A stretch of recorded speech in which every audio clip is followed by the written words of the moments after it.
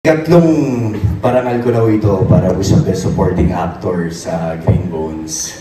At hanggang ngayon, hindi pa rin po talaga nagsisink in sa akin na grabe ho yung mga biyaya na natatanggap ko ngayon.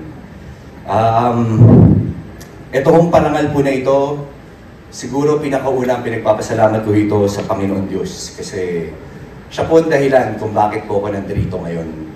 Noong mga panahon na ginagawa ko yung Green Bones, sa totoo lang, grabe po yung pressure. Kasi syempre, sipin ba naman, kasama ko, Dennis Trillo, napakahusay. At ang gumawa pa ng pelikula namin, si Sir Ricky Lee, na ating national artist. At idinirect pa po ito ni Direk Zig Dulay. Sa totoo lang, parang nagkaroon po ng pagkakataon na kinwestiyon ko kung karapat-dapat ba ako sa pelikula na ito. Pero naramdaman ko nung first day ng shooting namin, naramdaman ko na para bang may kakaiba na kumurot sa puso ko. At siguro yun yung pinaramdam sa akin ng Panginoon Diyos na basta ibigay mo lang lahat na makakaya mo para sa pelikulang to. At magbubunga lahat. Maraming salamat po sa bumubuo ng Eddie's Entertainment Editors and Speed sa parangal na ito. First ko po para sa Espantaho. Maraming salamat sa blessing na binigbigay niyo sa akin.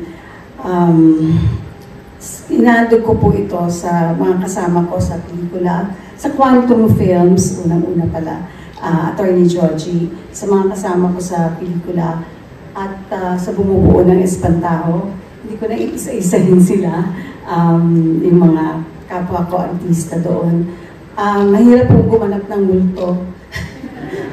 Siguro alam na nila ngayon. Isa lang po ang eksena ko parati na nakakapag-interact sa akin, which is si Judy Ann. Maraming salamat sa kanya.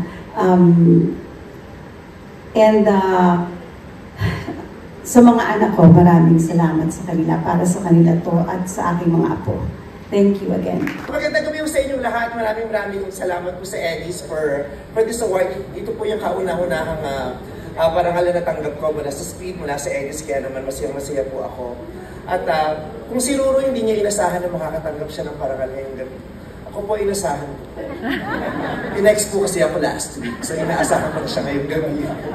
Pero again, maraming salamat sa Star Cinema, sa aking direktor, kay Direk June Robles Lana, at sa lahat ng mga naunang direktor na kumuha sa akin at nagtiwala sa akin, sa lahat ng iba pang mga producers sa Viva Films na nagbigay sa akin ng pagtitiwala para gumanap ng iba't ibang karakter sa pelikula na magbibigay ng ligaya sa lahat ng mga Pilipino na makakapanood sa akin. Maraming salamat dahil kundi naman dahil sa tiwala nila nung ako nagsisimula pa lamang, hindi naman ako mabibigyan ng ganitong parangal ngayon na box office hero. Wow! Swerte ako sa mga award na walang gender. Box office hero, phenomenal box office superstar, ano pa ba to? Special citation, mga ganyan. Yung mga walang gender na nanalo sa mga ganyan. Kaya maraming salamat po. At maraming salamat sa mga sang Pilipino na patuloy na nanonood sa akin. Dahil kung hindi naman nila ako pinipilahan at hindi nila pinanonood ng aking mga proyekto, hindi nila naman ako mapapatawag at mabibigyan ng ganitong tropeo tonight. Hello po! Magandang gabi po sa inyong lahat. Maraming salamat po sa lahat ng bumubuo ng Eddie's at ng Speed, syempre sa Star Cinema, Viva Films for coming together to make this reunion project happen. Direk Peterson, Vargas for guiding us and holding our hand throughout this whole process. Our co-actors, hi, Kyla, congratulations! And of course, to my leading man, Joshua Garcia. Hi Josh, congratulations. I'm so proud of what we continue to build together through storytelling. So this is for us! Ako po ulit, on behalf of Mr. Joshua Garcia, maraming salamat for this recognition. Congrats, Jill. Thank you po. Tawa lang po na kahit last year pa po yung pelikula namin, it's still being recognized. And I think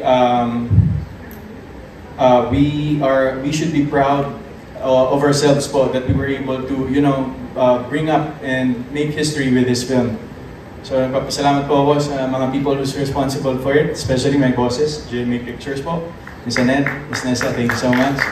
And of course to Sir Carlo, of course ABS-CBN, maraming salamat po for the opportunity, and I hope that sana po, isa lang naman po talaga ang pangarap ko as of this moment. And sana po talaga magmura na po ang tickets ng sinehan. Para mas marami pong ganahang producers, mga gumagawa po ng pelikula, at para mas marami rin pong makanood ng mga kababayan natin, not only here, but especially po abroad. So with this award po, maraming salamat po again to the 8th Eddies, and I think last year po, I was also an awardee. Kaya lang po siguro baka may schedule po tayo nun, pero maraming salamat po for another year of recognition, and I hope this won't be the last. Thank you so much.